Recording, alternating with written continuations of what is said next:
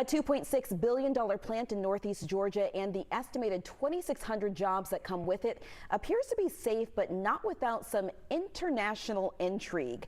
SK Innovation is a South Korean company whose factory in Jackson County plans to make batteries for Volkswagen vehicles and the electric Ford F-150.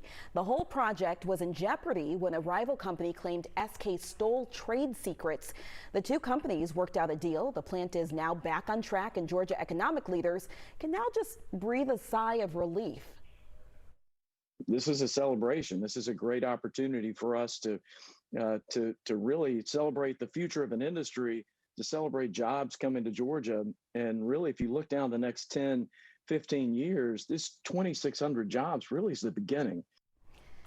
Praise today from both President Biden as well as Governor Kemp. The president saying, quote, today's settlement will bring some welcome relief to workers in Georgia and new opportunity for workers across the country.